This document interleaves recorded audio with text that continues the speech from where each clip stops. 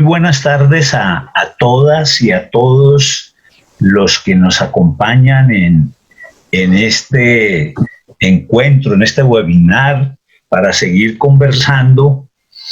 Y digo seguir porque ya habíamos estado el martes con otros invitados conversando sobre el tema de gestión de la paz. Hoy nos acompañan tres invitados de la mayor importancia. De una parte, la profesora Socorro Ramírez, profesora pensionada de la universidad, profesora del IEPRI, una trayectoria muy importante y además en el último periodo del anterior gobierno formó también parte del equipo negociador con el ELN. Nos acompaña Jessica Fayeta, la directora del PNUD en Colombia, una persona que tiene una gran experiencia en estos temas de trabajo con las comunidades, de construcción de paz y muy importante para lo que vamos a conversar. Y Pastor Arape, dirigente del partido FARC, uno de los representantes del partido FARC en el Consejo Nacional de Reincorporación y quien ha estado al frente de este proceso de reincorporación de los excombatientes y por supuesto con una experiencia muy grande en terreno. De hecho, están en terreno en este sentido. Muchísimas gracias a nuestros invitados, bienvenidos. Y sin más preámbulo, para que aprovechemos el tiempo lo mejor posible en beneficio de todos los que nos acompañan, quisiera plantearles una primera pregunta, sugiriéndoles que ojalá las respuestas sean breves, por supuesto, se toman el tiempo que crean, pero breves, para que podamos dar varias rondas de preguntas. La primera pregunta para los tres, y quiero empezar por Socorro y luego por Jessica, es: ¿cuál considera usted que es hoy día el principal desafío para la construcción de paz? Cada uno desde la posición en que están, que son tres posiciones distintas, así que Socorro, adelante, por favor. Un saludo, Alejo, lo mismo que a Jessica y a Pastor y a todos los que nos acompañan en el diálogo del día de hoy. Digamos que el horizonte de la paz arrancó con logros, pero tiene desafíos muy grandes y está en medio de un aumento de las dificultades que han paralizado bastante dimensiones cruciales de la implementación de ese acuerdo. Me parece que el que no haya logrado concitar el conjunto de energías nacionales, que haya sido fuente de polarización y que quienes ganaron las elecciones de alguna manera estaban en uno de los sectores que mostraba más insatisfacción y que ha ido postergando de alguna manera las posibilidades de transformación de asuntos cruciales que trae el acuerdo. Yo quisiera enfocarme en lo territorial. Yo creo que ahí hay unos avances, pero también unos desafíos decisivos, porque si algo muestra este acuerdo es que pilares claves para la transformación social, económica, política, institucional del país pasan por la construcción de paz territorial. Y ahí me parece que hay logros, pero también hay frenos que en este momento deberían movilizar la capacidad nacional para desbloquearlos y evitar que todo el acumulado se eche para atrás. Yo quiero simplemente recordar dos dimensiones de construcción de esa paz territorial que han generado procesos inéditos en este país, como fue esa movilización ciudadana para la construcción de los 16 planes de desarrollo con enfoque territorial, los PEDET, que se hicieron, quedaron diseñados a finales del año pasado. Fíjense ustedes que en ellos participan los 170 municipios de 19 departamentos con mayores índices de problemas de toda índole. Y me parece que el que hubieran participado consejos comunitarios afro, resguardos indígenas, zonas de reserva campesina, y más de 6 millones de personas participaron en esa movilización ciudadana para generar unos planes de acción territorial para la transformación regional con unos ejes y unos pilares fundamentales. Entonces, me parece que ese plan de acción que ahí se empezó a perfilar con la gente está mostrando una ruta indispensable si Colombia quiere construir paz sostenible. Y el segundo, que me parece crucial, es el Programa Nacional Integral de Sustitución de Cultivos para Uso Ilícito, porque justo articulado con ese proceso de planeación territorial de las zonas más afectadas por la violencia y más marginadas, muy atada también a la expectativa de que el punto 1 de la reforma rural integral tome forma. Pero ese PENIS, como se conoce al programa de sustitución, generó unas posibilidades increíbles porque arrancó desde antes de que el acuerdo fuera un hecho.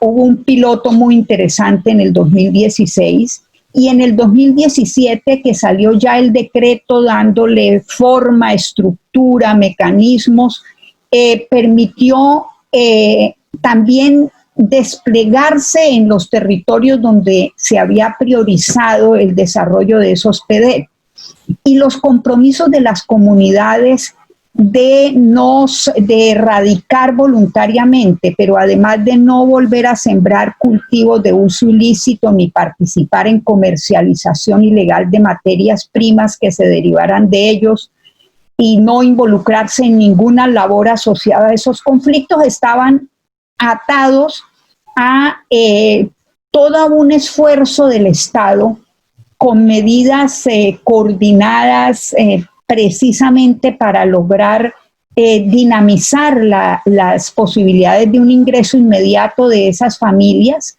pero además para que su revinculación dinamizara también componentes claves en el desarrollo de esos territorios. Y de hecho, ese plan integral de sustitución y de desarrollo alternativo se planteó procesos muy concretos para hacer sostenible a corto, a mediano y largo plazo ese proceso de sustitución, pero al mismo tiempo de recuperación ambiental, de formalización de la propiedad social y un programa de atención también a la mano de obra que jugaba de recolectores, pero no tenía cultivos directamente. Y de hecho, el informe de Naciones Unidas, del organismo de Naciones Unidas que se ocupa del tema de las drogas, mostró en 2019, en el monitoreo que hizo, un éxito enorme en los niveles de erradicación, de apenas una resiembra o rebrote de 0.4%. y un avance en el plan de atención a recolectores, empezando a pensar procesos de reconversión laboral, que su reconversión laboral se hiciera, por ejemplo, ayudando a necesidades básicas del territorio, como tener vías terciarias, como mantener eso que eran caminos de herradura, como lograr mejorar las escuelas, hacer un proceso de reforestación extraordinariamente interesante, y todo eso fortaleciendo el tejido social y un programa de asistencia alimentaria inmediata. Pero esos dos grandes procesos muy esperanzadores, inéditos en la historia colombiana, que nos aproxima a los territorios donde el Estado no ha llegado, y de alguna manera los grupos ilegales han tenido capacidad para impulsar economías ilegales, se están enfrentando ahora con varias dificultades. El gobierno actual, en lugar de avanzar con el PENIS, por ejemplo, aumentó los grupos móviles de erradicación forzada. Lanzó esas zonas futuro y ha anunciado que vuelve a una estrategia militar y a las fumigaciones con el glifosato, un veneno que ha estado demostrado no solo el daño en la salud de las personas, sino el daño ambiental. Y hay un argumento que el comisionado Archila, que aunque reconoce la deuda histórica de equidad con esas poblaciones en esos territorios marginados, sin embargo, insiste en que el Estado no puede priorizar el atender al 15% de la población, que es la que ocupa ese tercio del territorio donde están privilegiadas esas zonas para la reconversión y para el desarrollo de los PEDET. Y hay una cosa más complicada que se ha visto ahora con el aumento de masacres y de asesinatos de líderes sociales, de defensores de derechos humanos. Ya van 225 exguerrilleros, no puede ser. Y el gobierno, sobre todo el ministro de Defensa, tiende a señalar al narcotráfico como el causante de todas esas masacres, pero reduce el problema de las drogas al problema del cultivo, de los cultivos para mercados de usos ilícitos. Y insiste el Mindefensa en que tienen que volver a fumigar con glifosato, desconociendo toda la capacidad transformadora de todo ese proceso del PENIS y de los PEDET, que abrieron posibilidades de transformar. Y es interesante que en buena medida lo que mostró ese informe de Naciones Unidas es preocupante, porque mostró que se ha venido, por ejemplo, en el 2019 se redujeron las incautaciones de cocaína, y al mismo tiempo hubo cada vez más hay desinformación sobre qué se está haciendo para la extinción del dominio o de los bienes de las organizaciones criminales. Entonces, enfocar todo en responsabilizar al pequeño cultivador de esta problemática de las drogas, y reducir el problema de las drogas al problema de los cultivos, y creer que eso se resuelve militarmente o con venenos, pues es un retroceso muy grande que aniquila la participación real de esos habitantes de los 104 municipios en donde debería realizarse muchos de los planes que ya avanzaron. Entonces, para terminar, pues me parece que el desafío mayor es no dejar retroceder eso que abrió brecha novedosa, fundamental, acercándose a ese país que no se ve desde Bogotá, a las realidades sociales, económicas, institucionales de un Estado que no ve esos territorios me parece que ahí hay un desafío decisivo para la construcción de paz sostenible en el largo plazo. Bueno, muchas gracias. Bueno, empiezo por agradecer por haberme invitado a este foro importante, esta conversación, y qué gusto compartir esta conversación con personas tan comprometidas con un especial a Socorro, Alejo, Pastor, a todos los que están conectados. Bueno, yo voy a hacer un poco corta. Socorro ha tocado temas muy importantes y creo que muchos de esos, algunos de los que hubiera dicho yo también, entonces me voy a tal vez algo complementario. Definitivamente acelerar la ejecución de las iniciativas consignadas en los PDETs, porque no solamente porque son reales iniciativas que van a avanzar el desarrollo de estos territorios y de las comunidades, pero porque además realmente son el producto de la participación de las comunidades, son las expectativas de las comunidades, y ahí pues yo diría que asegurarse que las comunidades estén en el monitoreo y en la ejecución misma de esos proyectos es importante.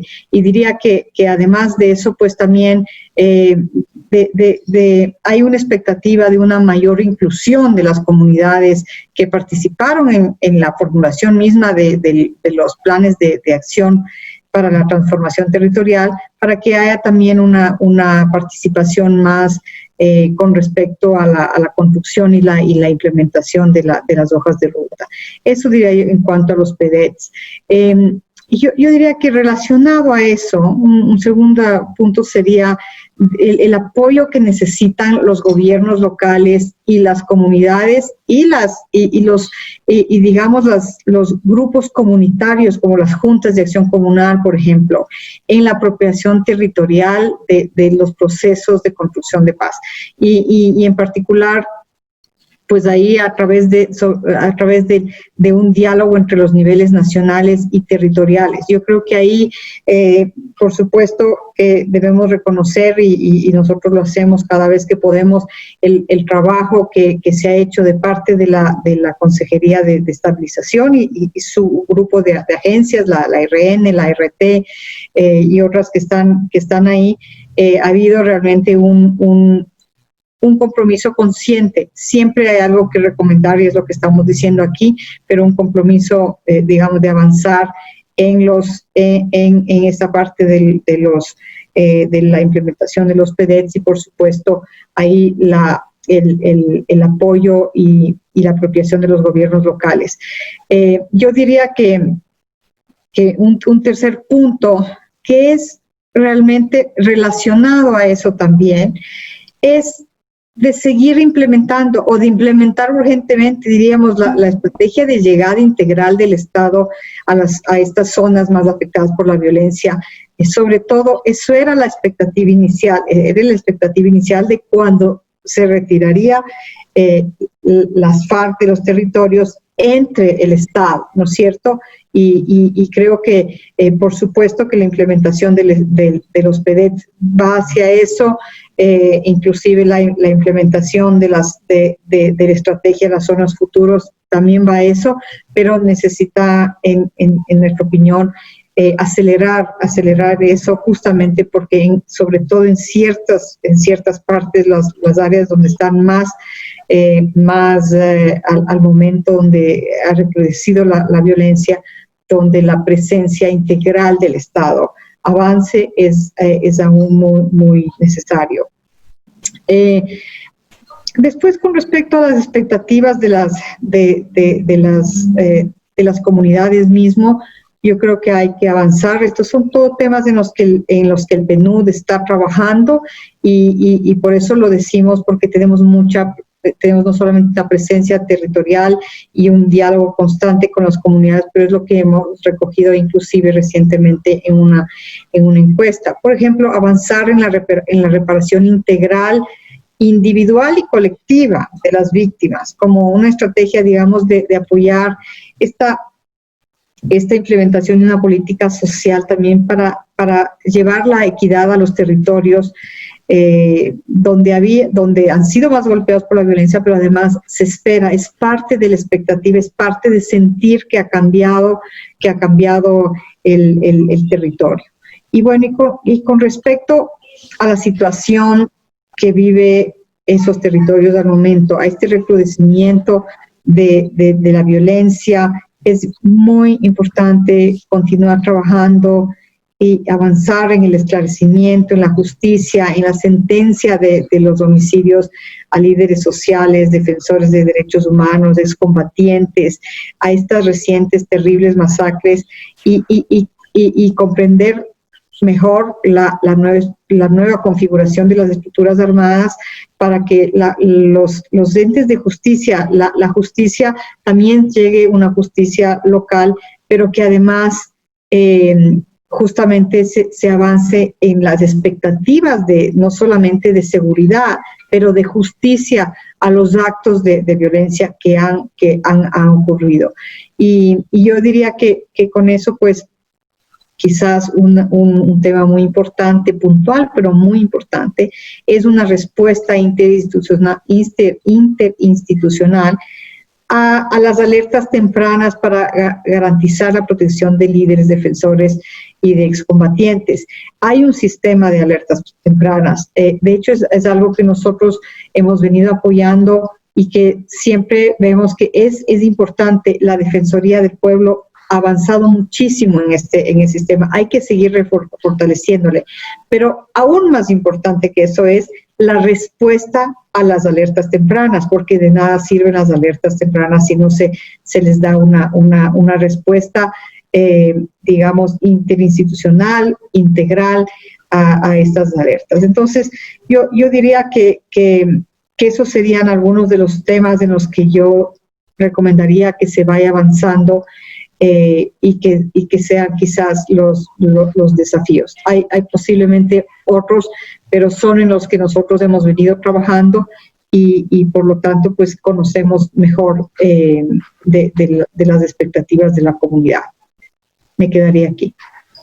Muchísimas gracias, Jessica. Damos la palabra ahora a Pastor Alape. Gracias, profesor, por la invitación. De igual manera, nuevamente mi saludo, admiración y respeto a Jessica y de manera a Socorro. Lo que han creado ellas dos creo que recoge gran parte de el análisis que hemos venido haciendo desde los equipos de la reincorporación en cuanto a el lío concreto de ser un horizonte que nos permite y no retroceder. Entonces yo trataría de ser muy puntual en 5 aspectos. El primero es cómo mantener en la solución política negociada los conflictos violentos que nos desarticulan como nación. Y de igual manera fortalecer y movilizar es por la implementación del Acuerdo de La Habana. Un segundo aspecto, es decir, como en el desafío es cómo movilizar ese nacional por la paz en cuanto a que se entienda que a partir de nuestra experiencia el único camino que tenemos que dar de manera certera como única ruta, diríamos, de resolver las conflictividades en nuestros territorios y las conflictividades políticas, económicas y sociales manifiestas de manera violenta es decir, es el diálogo. Entonces ese sería como un segundo aspecto, cómo mantener esa expectativa movilizada. Un tercer aspecto es poder sumar mucha presión al gobierno y a las instituciones del Estado para que entiendan el momento histórico como una oportunidad histórica que nos permita avanzar en la construcción de nación con la participación de la sociedad y las comunidades de los territorios.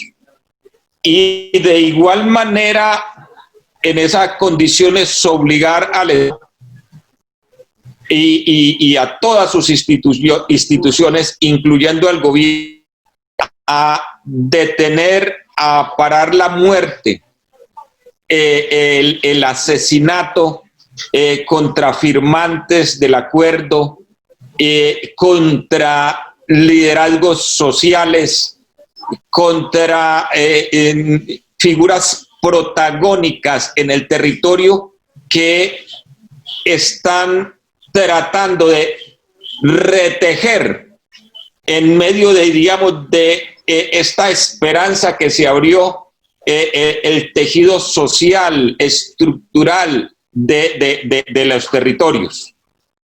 Un cuarto punto es movilizar el Estado en cuanto a lo que podríamos llamar como generar esa reincorporación de la institucionalidad del Estado a esa Colombia profunda, a esa Colombia marginada, en el marco de un enfoque efectivo, tal y como lo planteó el acuerdo de paz, de los planes de desarrollo con el enfoque territorial, a asumir la reforma rural integral como un instrumento necesario para generar unas nuevas condiciones en la vida económica y en las comunidades, en los territorios, y poder derrotar a la ilegalidad que se manifiesta en las economías y de ahí a partir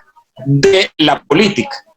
Y por último, el quinto punto, diría yo, el quinto aspecto del desafío es cómo sostener el acompañamiento de la comunidad internacional, pues como un catalizador, como un impulsor de fórmulas dirigidas a fortalecer las dinámicas que se van generando en los territorios en cuanto al diálogo y la negociación política.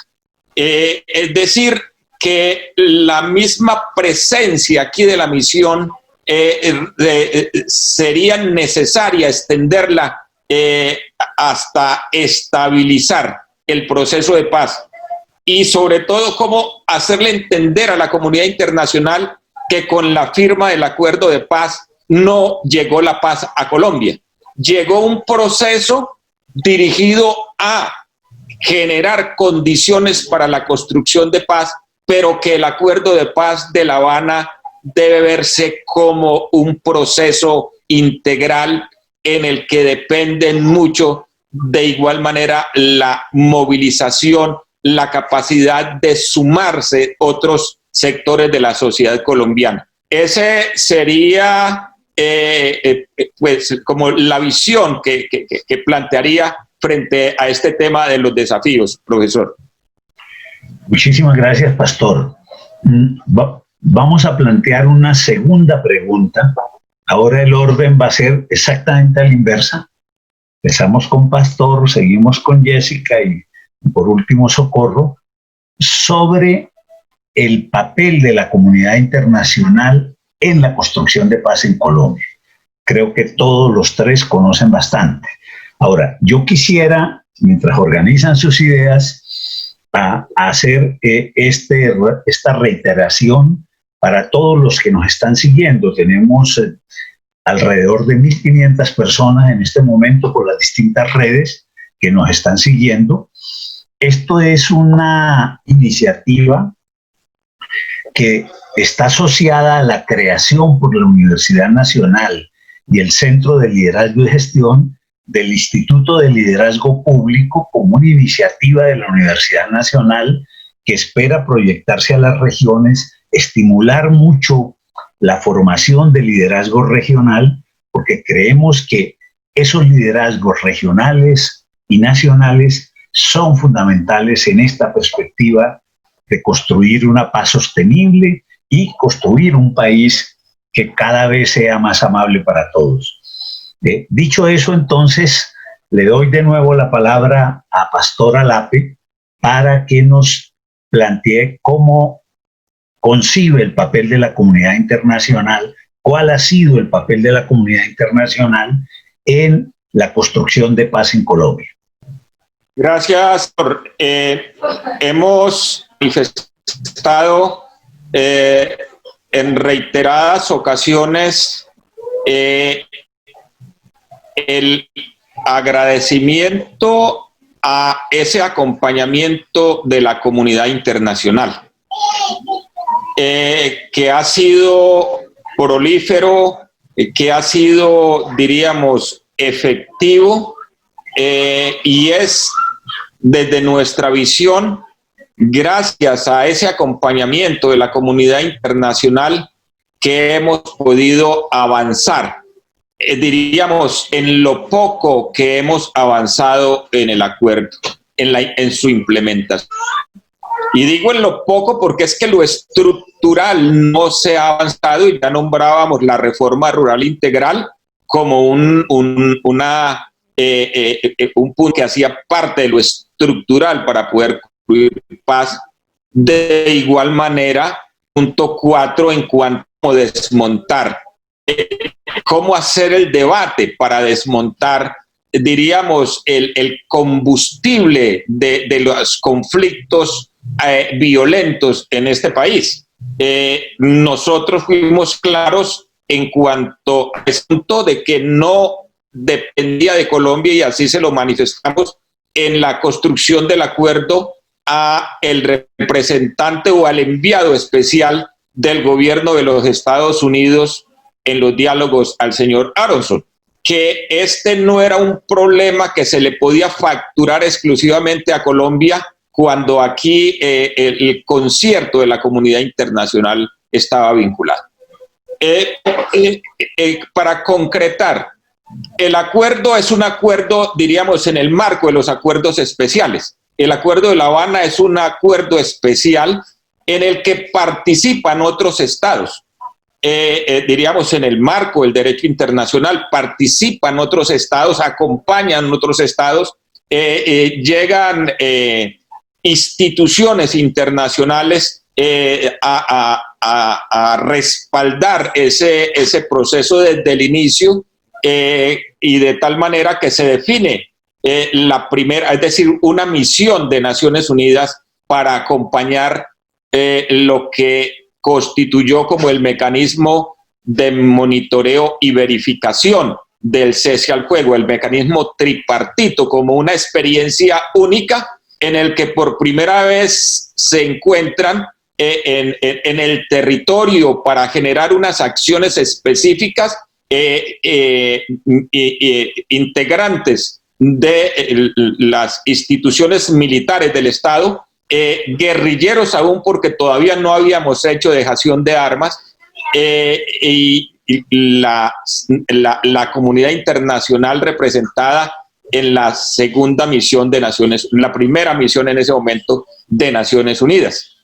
Eso hace que pues se le dé esa mirada, ese acompañamiento. De igual manera, la Unión Europea envía su enviado, perdón, la redundancia, y también, diríamos, empieza a acompañar el proceso. El proceso, entonces, en conclusión, no se construye únicamente desde la visión del gobierno de Colombia y la insurgencia de las FARC. Se establece en el marco de, diríamos, de unas dones de necesidades de la proyección de la política internacional en cuanto a cómo se pueden resolver los conflictos a partir del diálogo, y en ese contexto nos incluimos. Entonces, he ahí que la comunidad internacional ha sido fundamental en este proceso y ahora es fundamental en cuanto a la lucha por su implementación integral. Termino ahí, profesor. Muchas gracias, pastor. Por favor, Jessica, tiene la palabra. Muchas gracias. Colombia es un país consolidado de renta media. Por ejemplo, los enfoques de reintegración de Colombia han tenido un fuerte liderazgo institucional a nivel político, operativo y financiero de parte del Estado, de parte del gobierno. Entonces la comunidad internacional ha tenido un papel clave como garante en la incidencia política y también el cofinanciamiento, en dar asistencia técnica en los mismos procesos, pero muy importante que nuestro apoyo ha sido, digamos, complementario y en apoyo, valga la redundancia, a los esfuerzos que ha venido llevando adelante, digamos, el Estado y el gobierno nacional, pero también los gobiernos locales. Y digamos que si bien ha tenido un papel también en cuanto a los fondos, la mayoría de las inversiones han sido desembolsados por el gobierno colombiano, pues nosotros venimos a hacer como comunidad internacional un complemento. Otro papel importante que han jugado los actores internacionales, sobre todo como el PNUD y el resto del sistema de Naciones Unidas en Colombia, es de hacer alianzas con otros países donantes, sobre todo como una asistencia catalizadora para poner en marcha acciones y operaciones de manera más rápida y efectiva. Y esto, por ejemplo, se ha visto en lo que hemos llevado hasta ahora en la creación del Fondo Multidonante para la Paz, que hasta de las Naciones Unidas, que hasta ahora pues ha sido digamos que un mecanismo de financiamiento para los temas para la implementación de los acuerdos de paz, de más de cerca de $150 millones desde 2016 cuando se instaló. La ONU y todas sus agencias, fondos y programas han estado presentes en los territorios históricamente afectados por conflicto desde antes del acuerdo de paz. Esta es una apuesta que se hizo a nivel del sistema, pero el PNUD ha estado ahí, quien conozco mucho más de su trabajo, por supuesto, pero hemos venido trabajando desde ese entonces con las víctimas, con los desplazados, con las comunidades, y eso pues nos ha servido en su momento para crear alianzas a nivel territorial con la comunidad, con los gobiernos locales, con la academia, con la sociedad civil y por supuesto también hoy con los socios humanitarios internacionales que han estado ahí y nos ha servido también para apoyar en generar reconciliación, en generar el tejido social y eso fue muy, muy útil en el momento, digamos, tanto en el momento de las negociaciones como después de la implementación misma, porque teníamos un conocimiento del territorio, de los actores, teníamos una cierta confianza y nos permitió también pues asegurar, digamos,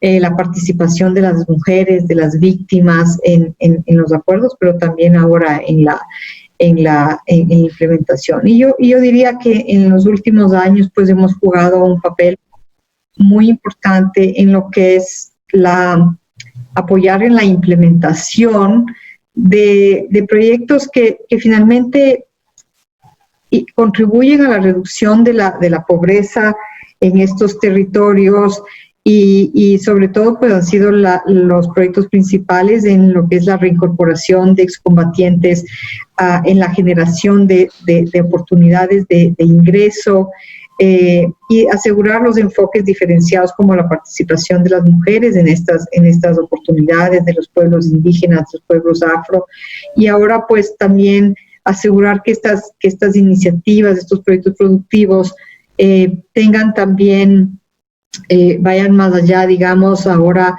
a encadenamientos en su comercialización, que puedan salir adelante, que sean sostenibles. Entonces, en eso, pues, debo decir que para la ONU, para el PNUD, pues, ha sido un privilegio, un gran aprendizaje en lo que es la implementación de la reincorporación a nivel. También hemos podido ver muy de cerca los retos de la reincorporación, los retos, y creo que eso nos permite a nosotros verlo con un poco más de objetividad al estar ahí presentes, que si bien se ha avanzado mucho y hay cosas que no se han llegado a hacer, muchas de esas dependen porque simplemente es nos ha permitido a nosotros mismos ver cómo son retos reales, retos del territorio, de la lejanía, de la geografía del país, de la falta de servicios públicos, de la falta de carreteras, que son quizás cosas que no se conocían mucho cuando se diseñó, cuando se hizo la negociación, y ya sobre la marcha, en la implementación, pues esto nos ha permitido también, pues, ver cuáles son y tratar de buscar, de ayudar al Estado, a las comunidades a buscar soluciones a estos retos. Y con esto termino, digo que como comunidad internacional, creo que también somos los que llevamos el aprendizaje del proceso de paz a Colombia a otros ámbitos. Yo creo que aquí también se ha hecho conocimiento a lo que yo llamo la industria de la paz en el mundo. Hemos también, por ejemplo, es la comunidad internacional que ha apoyado también el trabajo del sistema integrado a nivel territorial.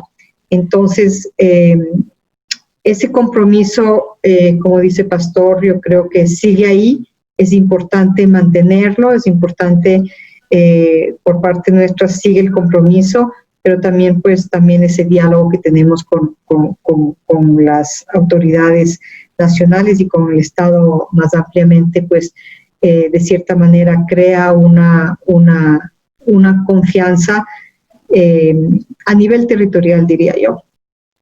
Gracias. Muchas gracias, Jessica. Ofrecemos la palabra a Socorro, por favor. Gracias, Alejo. 5 puntos muy concretos. El primero, comparto con Pastor y con Jessica la importancia de garantizar la extensión de la misión de Naciones Unidas y su papel, que ha sido crucial, no solo en la verificación, sino también en el acompañamiento a varias dimensiones sobre el terreno concreto. Creo que extender esa misión permite contar con una de las dimensiones cruciales para que sea sostenible, y es que tenga esa capacidad de verificar. Y creo, en segundo lugar, que encontrar los recursos de cooperación internacional en diversos sectores, me parece que para que se canalice sobre todo hacia procesos locales en los territorios periféricos y donde se concentró la confrontación armada, resulta crucial.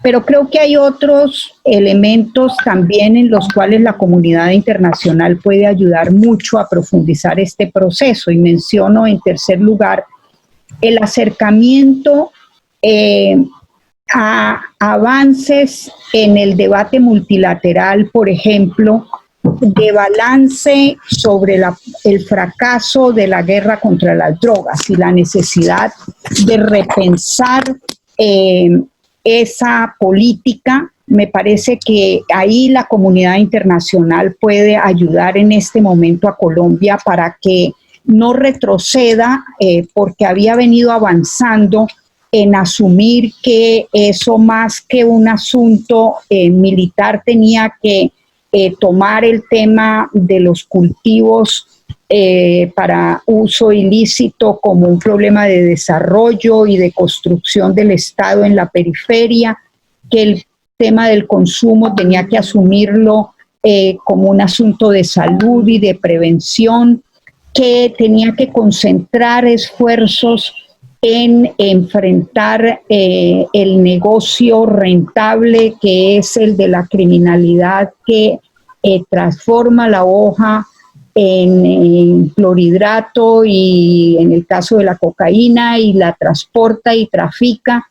Me parece que el que nos acompañe la comunidad internacional a aproximar al país a ese debate que ya ha ido generando cambios importantes en la aproximación a ese problema ayudaría muchísimo en la consolidación de la paz.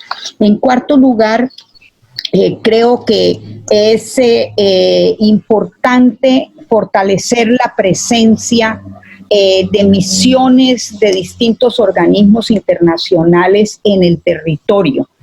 Creo que el papel que ha jugado la Oficina de Derechos Humanos de Naciones Unidas o la MAP OEA, por ejemplo, en los territorios más marginados, ha sido crucial porque no solo le ha dado acompañamiento y sistematicidad a procesos locales, sino que le ha abierto posibilidades de financiación y de apoyo internacional. Y por último, creo que es muy importante que la comunidad internacional ayude a Colombia a volver a acercarse a sus vecinos, a América Latina y el Caribe. Con una mala relación de Colombia con vecinos como Venezuela o como Cuba, difícilmente el proceso de paz puede consolidarse y puede avanzar la negociación de paz con el ELN, por ejemplo, requiere el cumplimiento de unos protocolos que se habían pactado de estado a estado con Cuba para que se pudiera funcionar una mesa negociadora allí.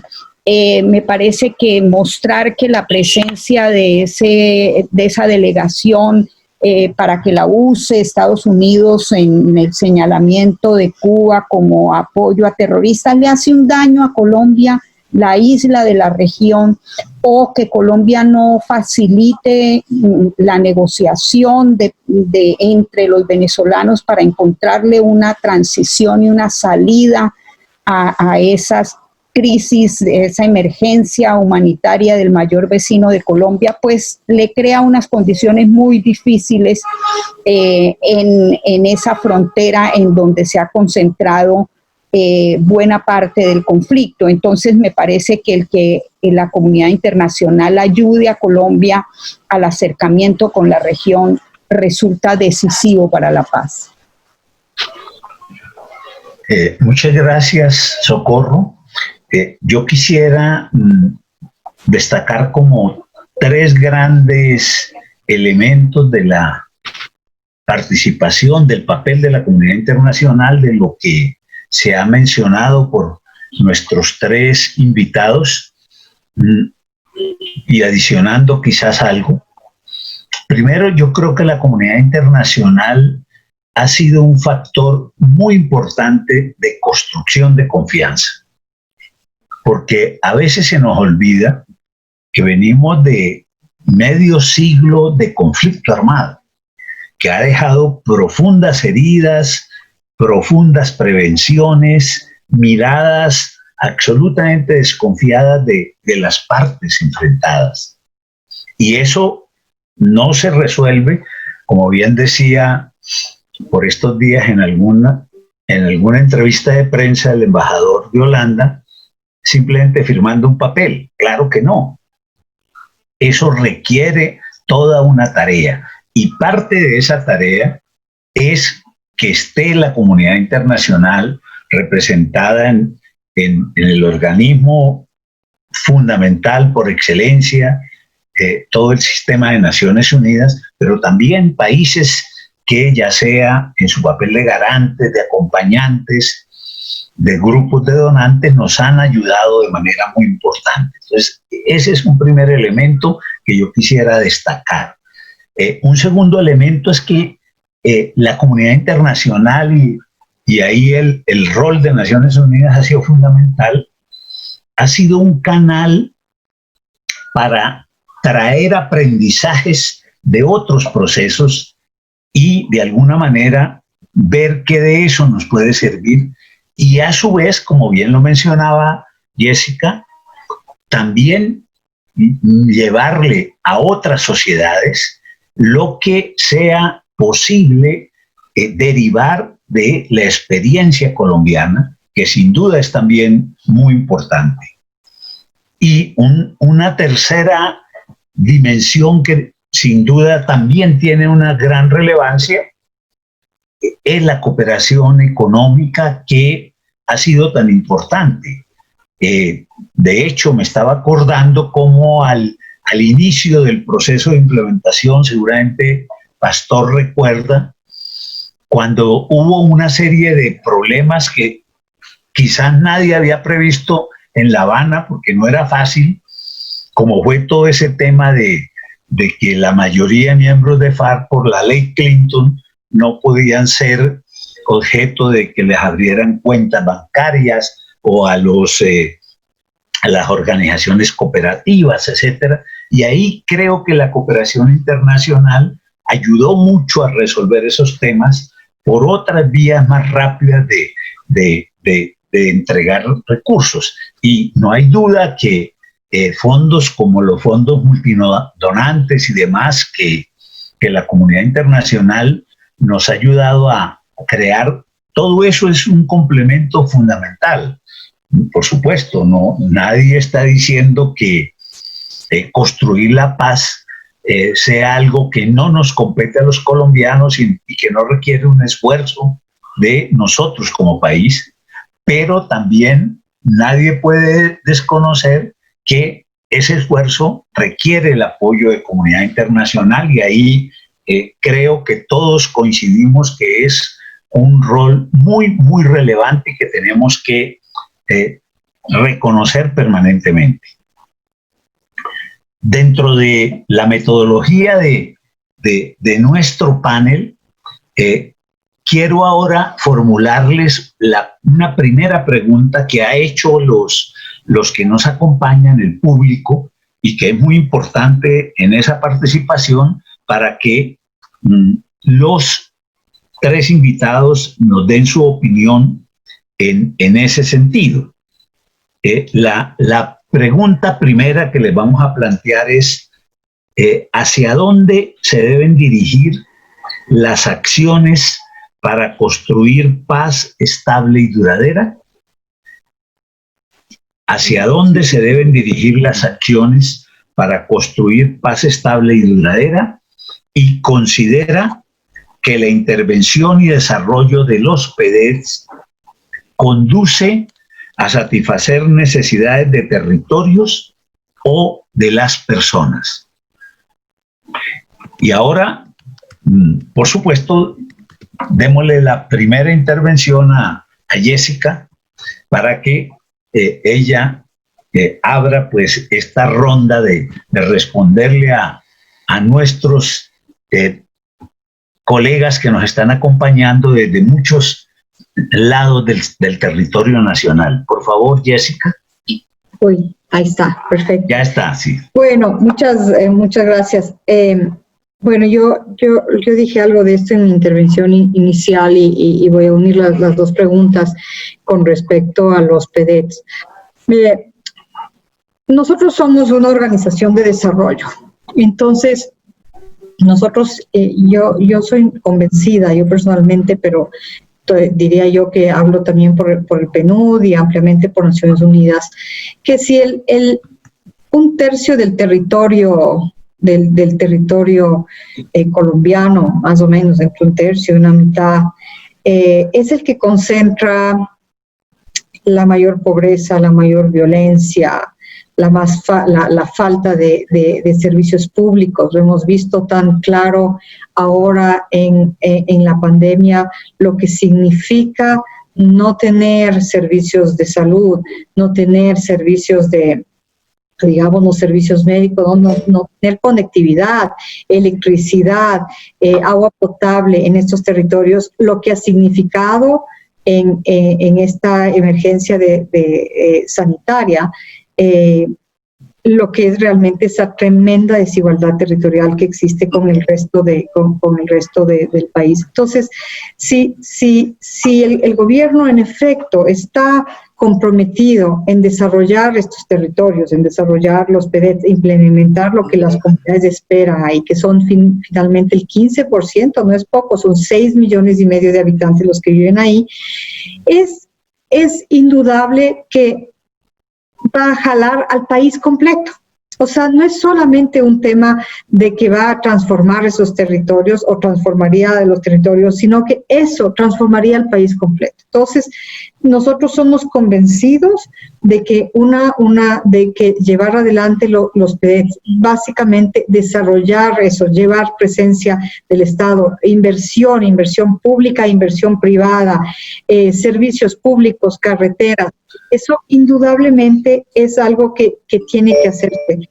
Mire, yo digo esto y algunas personas me lo han oído. Yo soy ecuatoriana y he vivido en 9 países en América Latina en mi carrera como la ONU, y como ecuatoriana nosotros siempre le vemos a Colombia que está mucho más adelantado en muchas cosas que el Ecuador. Y ha tomado que yo venga aquí, mi primer año en Colombia, yo estuve trabajando como jefa adjunta de la misión de la ONU, y eso me permitió, y para mí fue realmente un aprendizaje único y un privilegio, que pude visitar a los territorios más profundos, donde están de hecho todos los espacios territoriales, los pude visitar todos en el año que estuve con la misión. Ahora estoy en el lado de desarrollo de la ONU. Y para mí realmente fue un entender lo que quiere decir, primero lo grande que es ese territorio. Y bueno, gracias a los helicópteros de la misión se puede sobrevolar, y la riqueza del país, la riqueza natural del país, pero también los retos geográficos y por qué es necesario esa inversión. Entonces, para mí no hay dudas al respecto que una de las acciones absolutamente que debe ser una acción concertada, una acción enfocalizada y sostenida a lo largo del tiempo, se dice de 15 años posiblemente, porque el rezago es muy grande, pero que va a ser transformador es muy importante decirlo. Y en ese sentido yo quisiera reconocer los esfuerzos que se han hecho. Primero, el hecho que hay un compromiso y hay un enfoque en esos territorios ya es un avance enorme. No lo ha habido por los últimos 50 años. Entonces, por supuesto que eso es un avance. Que se hayan adelantado cosas, por ejemplo, que nosotros lo reconocemos como que el sistema general de regalías, de fondos de regalías, se haya enfocado parte de eso en crear un mecanismo específico, lo que el consejero Archila le llama el OCAD-PAS, un mecanismo específico de invertir en carreteras, en los proyectos de los gobiernos locales, pero sobre todo se necesita absolutamente avanzar en los servicios básicos de salud, de educación, de conectividad, de energía, de carreteras. Eso en otros países, en el mío propio, que es mucho más pequeñito que Colombia y en PIB per cápita también menor, se ha adelantado. No creo en mi país que haya un lugar así, una comunidad remota en la Amazonía donde no se llegue con una carretera, donde haya una escuelita, donde haya un centro de salud, donde esté el pueblito por lo menos adoquinado. Sí, es algo que todavía falta. Entonces, eso en un país digamos, del nivel de un país que es miembro de la OCDE, tiene que avanzar en eso. Entonces, para mí esa es una cosa. Y la segunda es en avanzar en la reconciliación, en avanzar en la reconciliación, porque en la medida que sigan las personas en estos territorios, primero que no se cumplan sus expectativas, pero que a la vez las personas que están ahí, digamos, que se cumpla con las víctimas, que se cumpla con esos combatientes, que se cumpla, que se logre avanzar también en que las comunidades vayan viendo los frutos de la paz justamente en el desarrollo, en el mejoramiento de sus vidas. Eso es lo que nosotros diríamos como que sería la presencia, en que se avance en la presencia del Estado, en que se avance en la seguridad de estos territorios. Esto es lo que va realmente a coadyuvar para que haya una paz sostenible. Y bueno, yo me estoy enfocando en los temas del desarrollo, pero hay temas muy profundos en este país que tienen que arreglarse, como es todo el tema del narcotráfico y la inseguridad, donde mientras eso también no se resuelva, pero mucho tiene que ver también con darles oportunidades en estos territorios, porque es un círculo vicioso. Entonces,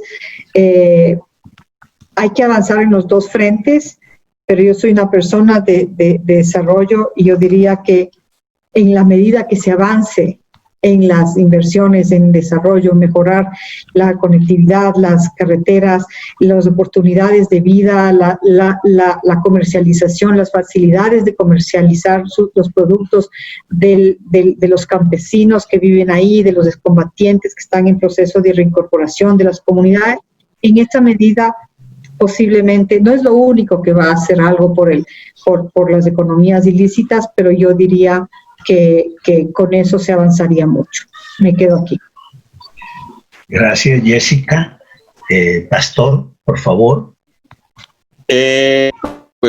Parte de lo que Jessica lo compartimos en cuanto a cómo dirigir las acciones para que esta nación pueda ponerse a los niveles, diríamos, de la exigencia de este siglo, del siglo XXI. Y en el marco, pues, el avance hacia una democracia moderna. Porque, en definitiva, la apuesta de la paz es poder profundizar, avanzar, abrir los escenarios que permitan sentirse que estamos construyendo, que estamos tejiendo democracia con la participación de todos los ciudadanos y ciudadanas en el marco de las nuevas visiones, de los nuevos derechos que surgen en los ciudadanos. Entonces, creo que aquí hay unos elementos, además de los planteados por Jessica, de que el país tiene que profundizar. Y un aspecto de eso es lo que tendríamos que ver con las acciones que generen un nuevo ambiente emocional de gobernantes, de liderazgos y ciudadanos. Y en ese sentido, pues nos planteamos todo el tema de la reconciliación como un acto profundo que nos permita establecer una política pública que no dependa las acciones de un funcionario, de un liderazgo o de un mandatario, sino como parte de la construcción o la reconstrucción mejor del tejido social, de todo lo que constituye la territorialidad que identifica a nuestro país. En ese sentido, pues necesariamente tenemos que entrar en un debate profundo, serio, de cómo desmontar el odio y la violencia para tratar las desavenencias tanto pues las que se dan a partir de los intereses económicos o las aspiraciones e intereses políticos de la nación. Entonces, aquí necesariamente tenemos que poner una mirada en la estructuración de una cultura de paz que tiene que ser producto de una política pública que se inspire en las mismas experiencias que se dan desde los territorios y lo que ha constituido los escenarios de diálogo, que no son 2 o 3. Yo podría decir, FARC inclusive en el conflicto tuvo escenarios de diálogo, por ejemplo, con los campesinos trabajadores del Carario Pón para resolver una situación específica, después con las comunidades indígenas de Gaitán y Emplanadas, y así sucesivamente. Si ahondamos, hay una serie de experiencias de diálogo en el territorio, pero hay también diálogos institucionales. Entonces, esa es parte de cómo es estructurar unas acciones que tienen que verse más allá de la implementación de acciones económicas y políticas en los territorios, porque si no generamos ese medio ambiente, es decir, de avanzar en esa cultura de paz, es imposible.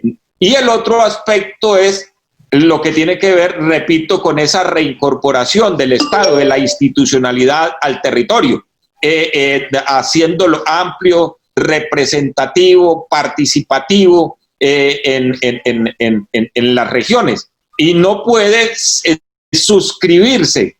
Lo peor que podemos hacer es suscribirlo a alcanzar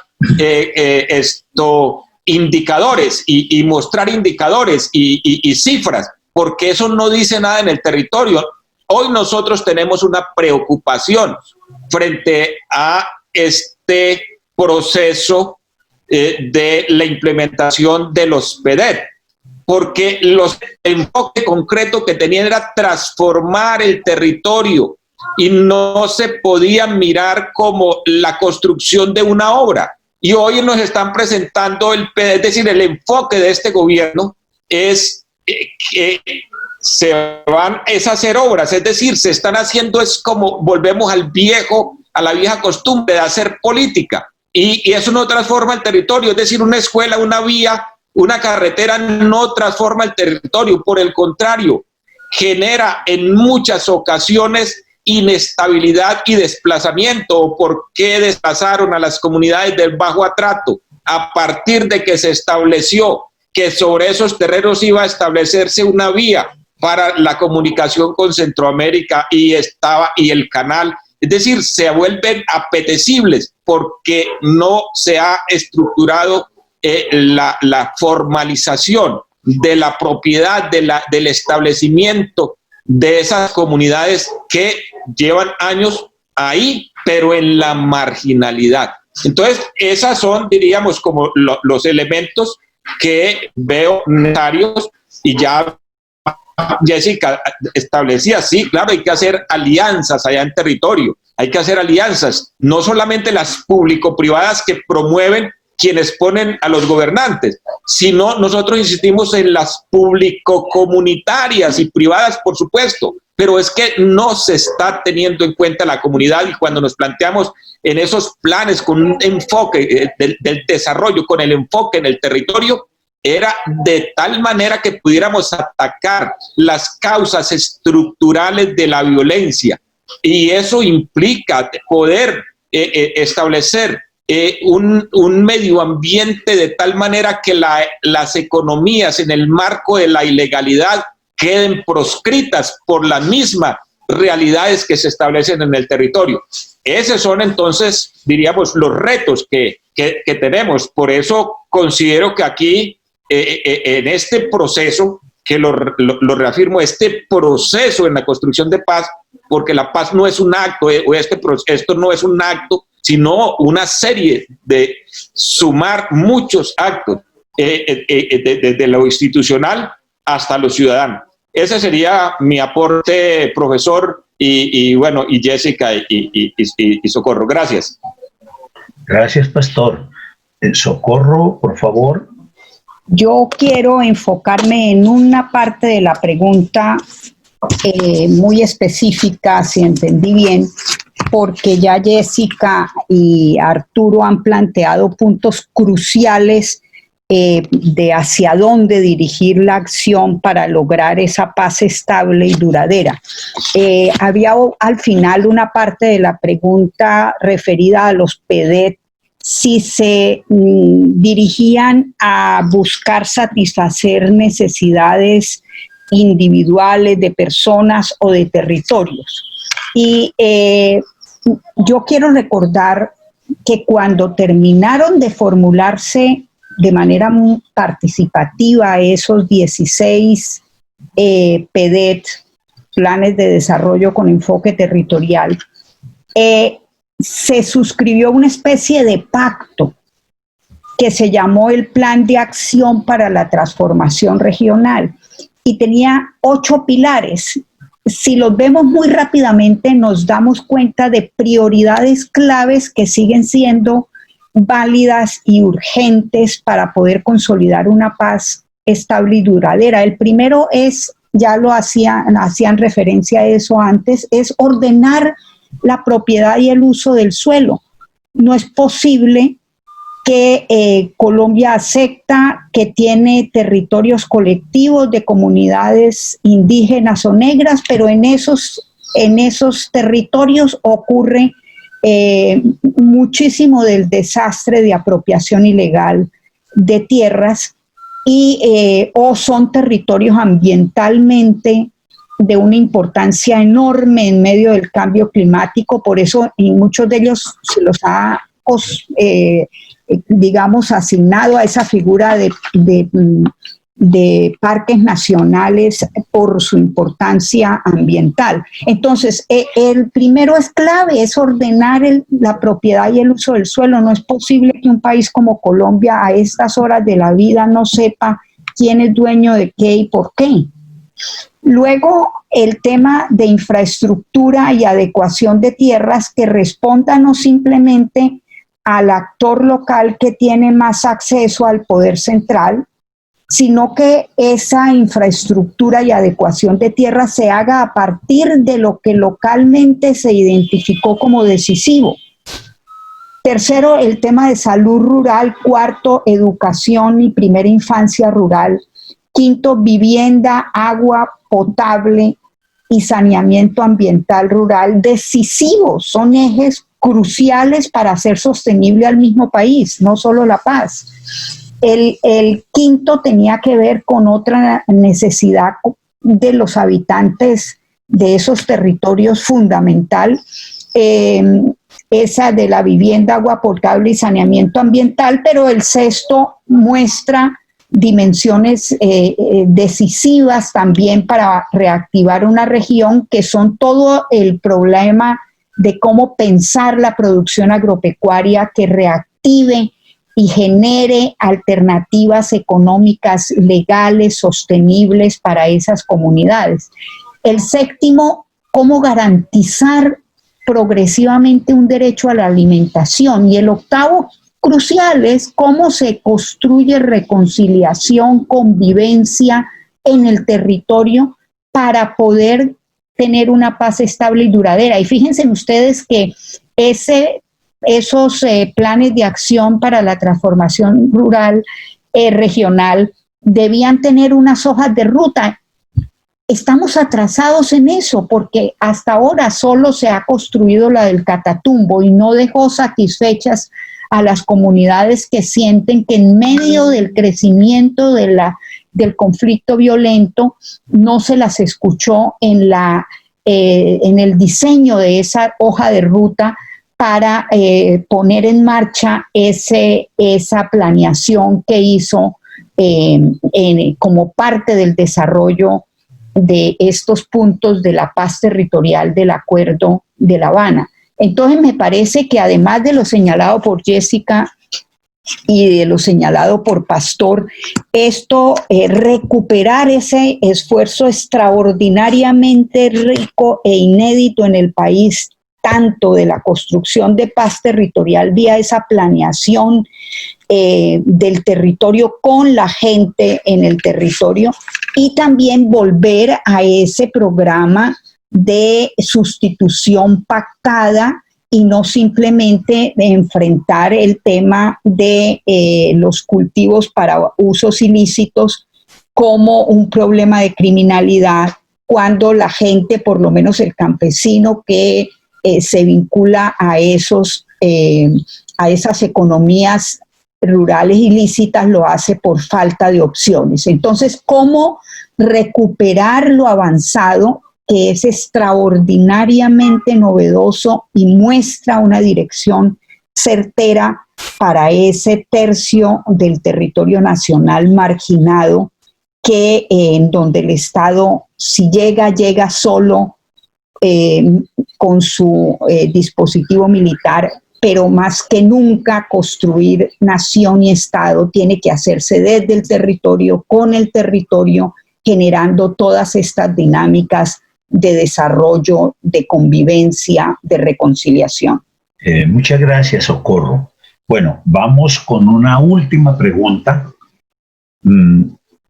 porque el tiempo no nos da para más, hecha por el público también, de los que nos están escuchando, están participando en esta conversación organizada por todo este proyecto que hemos llamado Convergencia Colombia, de creación del Instituto de Liderazgo Público de la Universidad Nacional. Y aquí pues quisiera que empiece Socorro y luego Pastor y por último Jessica Sierra. ¿Cómo analizan ustedes desde la posición donde está cada uno el nivel de colaboración del gobierno actual a la comunidad internacional garante del proceso de paz? ¿Y qué nivel de calidad ha tenido ese trabajo por parte de funcionarios del actual gobierno? Esa es la pregunta que nos hace una de las personas que nos acompañan en esta conversación y que, por supuesto, transmitimos entonces a los invitados. Socorro, nuestra especialista en relaciones internacionales desde la academia, entonces le damos en primer lugar la palabra, por favor. Bueno, a mí me parece que en el actual gobierno ha habido mensajes ambiguos frente a la comunidad internacional. Los intentos de modificar el acuerdo, de no asumir compromisos de Estado, sino de reducirlo a un asunto de un gobierno que ya pasó. Me parece que también el que las hojas de ruta en el desarrollo de esa paz territorial estén tan paralizadas, que de alguna manera se haya intentado cambiar y postergar asuntos claves como esas curules, por ejemplo, en el Congreso, para que las víctimas tengan voz y puedan incidir en todo el proceso de legislativo que requiere la implementación del acuerdo de paz. Toda la discusión sobre la Comisión de la Verdad o la JEP, la Justicia Especial de Paz, creo que son mensajes equívocos frente a la comunidad internacional, que por fortuna hemos contado con una presencia de esa comunidad en el desarrollo de lo que alcanzó a tomar un dinamismo en la aplicación del proceso, y ha visto con interés y la desmovilización y la reincorporación de la absoluta mayoría de excombatientes, el intento de que se vinculen a dinámicas a favor de los territorios donde están ubicados esos espacios territoriales donde se reagruparon, que puedan hacer política, legal y que estén en los espacios.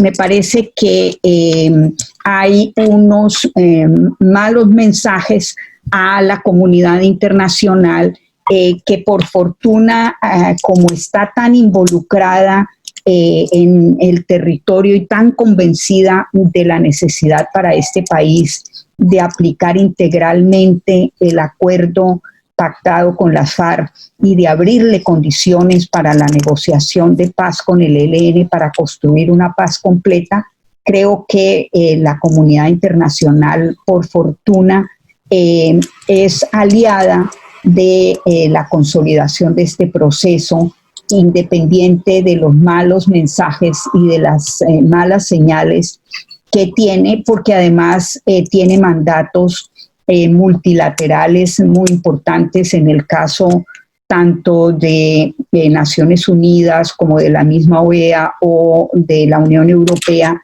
y me parece que en ese sentido es importante que lo multilateral pueda seguir jugando un papel crucial en el acompañamiento en un momento decisivo en que Colombia no puede echar atrás lo avanzado en la construcción de un proceso que tiene todavía un horizonte de por lo menos una década de desarrollos comprometidos en los cuales es decisiva la presencia, el acompañamiento, la verificación de la comunidad internacional.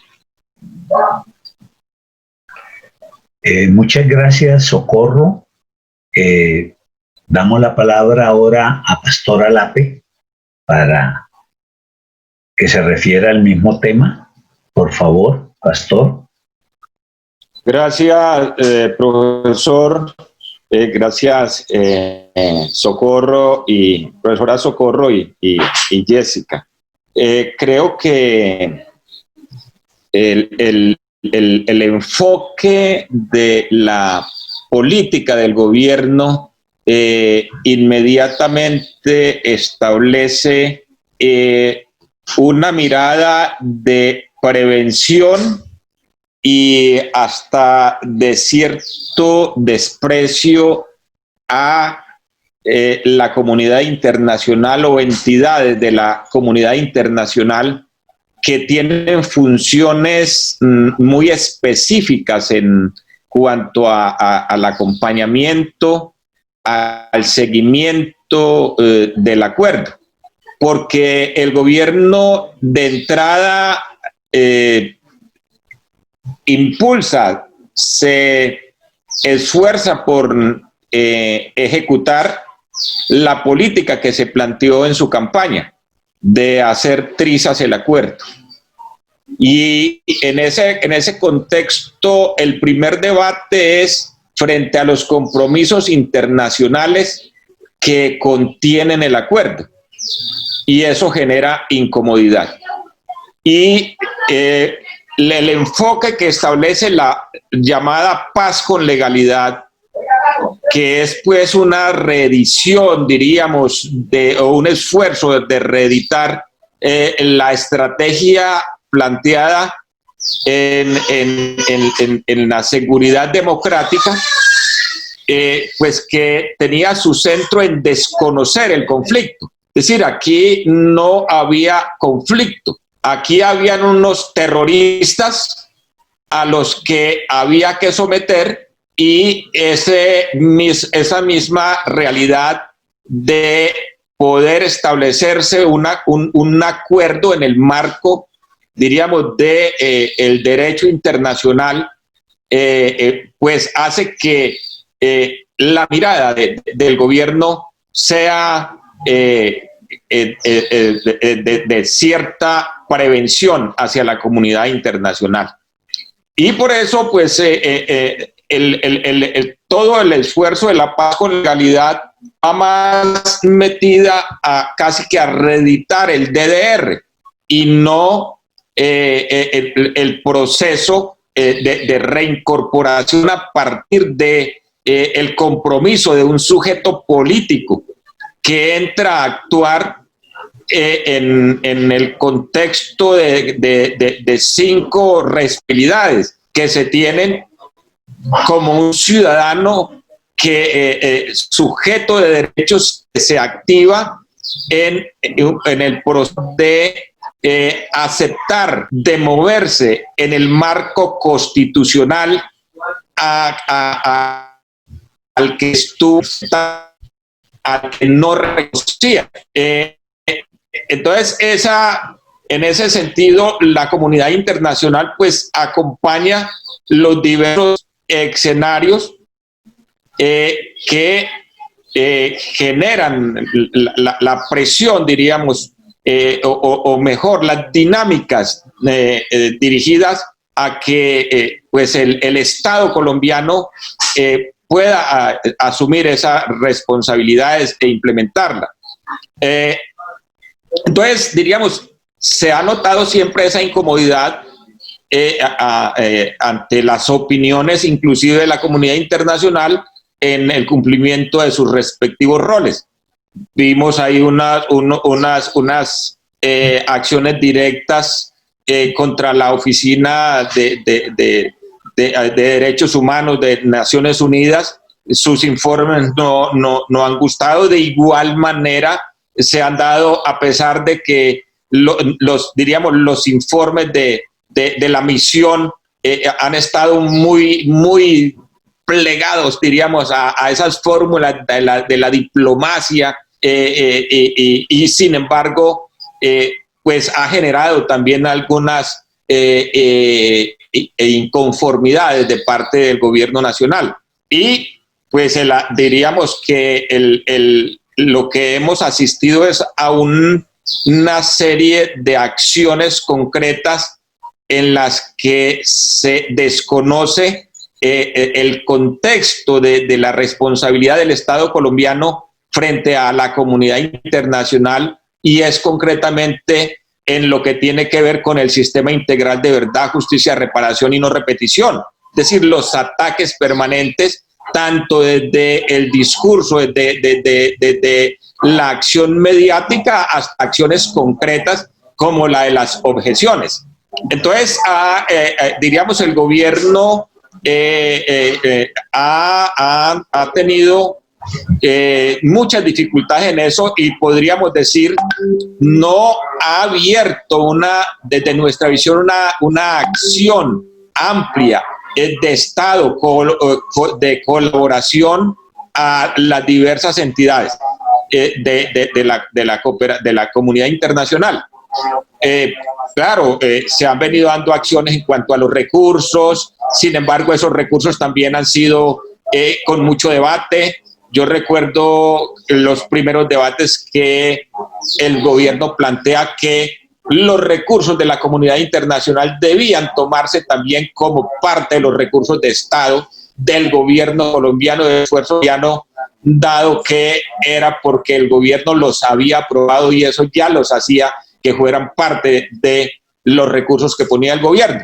Entonces, diríamos, esa falta de visión del funcionario, del mandatario, en cuanto a poder tener un horizonte claro en el reconocimiento del Estado en todo su sentido, es lo que nos ha generado todas estas dificultades. Concluyo, entonces, no ha habido en cuanto a la pregunta, una aceptación amplia, una coordinación amplia con la cooperación internacional desde nuestra visión.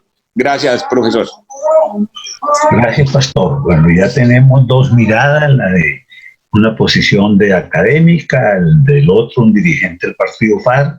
Ahora escuchamos a Jessica también desde su posición de directora del PNUD, que nos va a dar también su percepción de la pregunta. Adelante, Jessica, por favor. Bueno, a ver, yo soy aquí la persona de la comunidad internacional, pero no hablo por toda la comunidad internacional. Claro. Yo sí puedo hablar, sin embargo, por la ONU, que somos una parte importante de la comunidad internacional. Y digo esto porque la comunidad internacional no es una sola, ¿no es cierto? Somos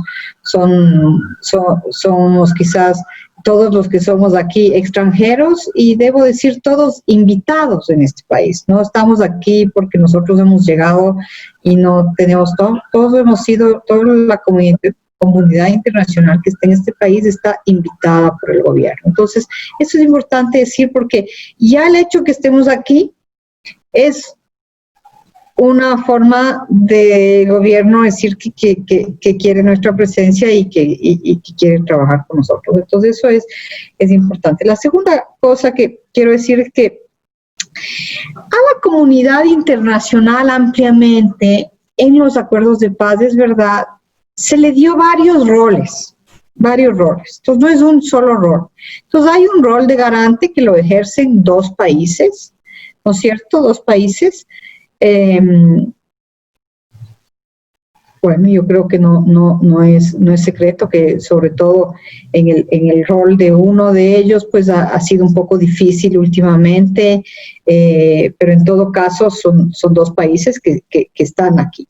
Y después se le ha dado el rol a la comunidad internacional de verificador, por ejemplo. Entonces el verificador, uno de ellos es la misión de verificación de la ONU, otro es el Instituto Kroc, que es la comunidad internacional, pero académica, ¿no es cierto? Pero es la comunidad, son extranjeros que están aquí haciendo un rol de verificador.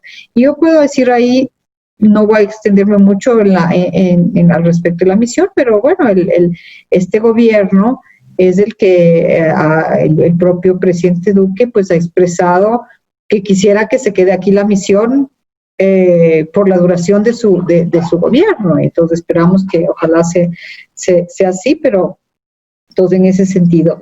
Y otro rol importante que se nos dio en este es el acompañar a la implementación. Entonces, en el acompañar la implementación, ahí puedo hablar un poquito más en detalle, porque ahí estamos varias de las agencias de Naciones Unidas. Yo también soy la coordinadora residente del sistema de la ONU. Entonces, ahí estamos, está el PNUD como una de las organizaciones principales en el acompañamiento de la reincorporación, pero estamos otras agencias, está la FAO, está el Programa Mundial de Alimentos, está ONU Mujeres, está también, por ejemplo, la Oficina de Drogas y Crimen, UNODC, que está en el acompañamiento del PENIS, por ejemplo. Entonces, inclusive dentro del sistema de la ONU, que también representamos parte de la comunidad internacional, pues se nos dio diferentes roles en el acompañamiento. Y yo ahí debo decir que hemos tenido nosotros un espacio para ejercer nuestro rol de acompañantes a invitación del gobierno. Es decir, que básicamente, y eso lo dije anteriormente, nosotros estamos aquí para complementar y apoyar los esfuerzos del gobierno. No estamos aquí simplemente porque queremos venir, tenemos que tener una apertura del gobierno. De hecho, el sistema de la ONU acaba de firmar un marco de cooperación por los próximos 4 años, que comprende toda la cooperación de la ONU sobre todo el sistema de desarrollo de la ONU, que somos todas las agencias, digamos, menos la misión, que tiene otro mandato. Y tenemos 3 pilares que hemos firmado. Uno de los pilares es el acompañamiento a la implementación de los acuerdos de paz. Dentro de eso están 3 específicos donde el gobierno específicamente ha pedido nuestro apoyo. Está el acompañamiento en la implementación de los PDEs, de la reincorporación, el acompañamiento de la reincorporación y al programa de sustitución de cultivos al PENIS. Entonces, estamos ahí, tenemos un plan de trabajo, tenemos y estamos trabajando. Ahora, dentro de esto se da dentro de un diálogo, obviamente un diálogo en el que el gobierno tiene su política, tiene una política, la política de paz con legalidad, que para el gobierno ese es el marco en el que cómo le ve de la implementación, cómo el gobierno cree que debe implementar los acuerdos de paz. Que eso comprenda las expectativas, todo lo que se quisiera, posiblemente no, pero en todo caso es la política de implementación de los acuerdos que el gobierno ha adoptado y que nosotros como ONU, como parte de la comunidad internacional, lo estamos apoyando esa política. El otro elemento de esto es que tenemos también un fondo, el Fondo Multidonante para la Paz de la ONU, que comprende los aportes, las contribuciones financieras de varios donantes importantes, entre otros los garantes de la paz también. Y ese fondo, pues que hasta ahora ha desembolsado $150 millones, que no es poco, es de cierta manera también un ámbito de concertación de prioridades, lo que el gobierno quisiera que se le apoye y también lo que los donantes quisieran, y que ahí las agencias de Naciones Unidas son los que implementan. Pero muy importante decir en esto que no es solamente el gobierno que hemos venido apoyando. Hemos venido apoyando el sistema integrado de verdad, justicia, reparación y no repetición. De hecho, este fondo, que es fondo de los donantes, fondo con la implementación y el apoyo técnico de las agencias de Naciones Unidas, hemos venido apoyando la conformación de la JEP, de la Comisión de la Verdad, de la unidad de búsqueda de personas desaparecidas, de la unidad de víctimas. Entonces, todo eso eso no es del gobierno, ¿no es cierto? Eso es del Estado, es parte del Estado, pero se le ha venido desde su conformación, y esto pues es la comunidad internacional la que ha puesto los fondos para hacer esto, pero con el acuerdo del gobierno, porque nosotros estamos aquí para acordar. En nuestro plan de cooperación está ese apoyo. Entonces, es a la política del gobierno, que es la política de paz con legalidad, pero también al estado del sistema integrado. Y una parte importante también que hemos venido apoyando, también con el acuerdo del gobierno, ha sido una parte importante el apoyo a la sociedad civil que ha dado, por ejemplo, como parte del apoyo que damos a través del fondo, es el apoyo digamos, a las víctimas, a las asociaciones de víctimas, para que reciban, digamos, asesoría legal en cuanto a su participación en la JEP, por ejemplo. Y hemos venido en los programas de reincorporación, por supuesto, cofinanciando conjuntamente con los fondos de gobierno que se han puesto para este propósito y que estaban en el acuerdo, los programas productivos para la reincorporación de los excombatientes. Entonces, yo diría que desde nuestro punto de vista,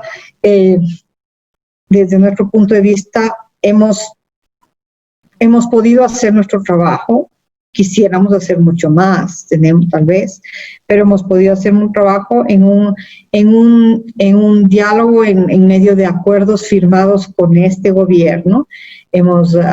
Teníamos un acuerdo de marco de cooperación con el anterior, hemos firmado uno con este gobierno, donde incluye justamente la implementación de los acuerdos o nuestro acompañamiento a la implementación, como uno de los acuerdos, de las partes importantes en el rol de acompañantes, ¿no es cierto? Entonces, yo quiero hacer aquí un poquito más positiva en este asunto, porque no se ha hecho de cierta manera, hemos visto inclusive hace pocos meses digamos, algunos titulares sobre las diferencias entre el sistema de la ONU y el sistema de la ONU y el gobierno. Y bueno, primero la ONU es muchas partes y tenemos diferentes mandatos. Uno de ellos es digamos, la oficina de de la Alta Comisionada de Derechos Humanos. Y es cierto, habrá elementos dentro de sus informes que no hayan sido, digamos, no haya gustado, pero en todo caso, el gobierno ha pedido una extensión del mandato y de la presencia de la oficina de la alta comisionada. Ha expresado una intención que siga la misión de verificación, inclusive más allá de los 3 años que tenía que hacer por lo menos expresado por el presidente Duque. Ha firmado un acuerdo de cooperación entre el sistema de la ONU y el gobierno para, entre otras cosas, para el apoyo a la implementación Entonces, yo ahí por eso quiero ser específica, porque todo esto se ha dado dentro de un diálogo, ¿no es cierto? Dentro de un diálogo en el que hemos llegado a acuerdos, dentro de lo que siempre todos quisiéramos ver más, hacer más, pero en lo que concierne a la ONU, yo creo que hemos tenido el espacio y el diálogo suficiente para avanzar en lo que se nos dio como rol en el acuerdo de paz. Se avanzan a veces las cosas más lento de lo que quisiéramos por muchas razones, y a veces tiene que ver mucho con tiene que ver también con los retos a nivel territorial. Entonces, en ese sentido, pues, yo creo que sí ha habido un diálogo alrededor de este tema y mucho más de lo que quizás en un inicio se esperaba. Entonces, yo quiero ponerlo de esa forma, como alguien que representa una parte de esto. Creo que los otros donantes que son parte de nuestro fondo, por ejemplo, pues hay dentro de esto hay también un diálogo alrededor de las prioridades de apoyo, prioridades de financiación. Y bueno, siempre un diálogo tiene pues elementos, digamos, de toda índole, pero en general yo creo que el balance más bien ha sido, yo diría que más bien positivo. Muchísimas gracias, Jessica. A nombre de la Universidad Nacional, de su rectora, la profesora Dolly, nuestra rectora del Centro de Liderazgo y Gestión, queremos agradecerles muy especialmente a la coordinadora residente de Naciones Unidas, Jessica Fayeta, a la profesora Socorro Ramírez, al dirigente del partido FARC, Pastor Alape, por habernos acompañado, así como a todas las personas que por los distintos medios de tipo digital, virtual, nos acompañaron en este conversatorio. Esperamos que las opiniones de nuestros invitados hayan ayudado a enriquecer este debate y ojalá puedan todos los que nos están acompañando hoy acompañarnos en la última sesión para mirar un poco las relatorías de los ejercicios de diálogo sobre los 3 ejes de esta propuesta de Convergencia Colombia.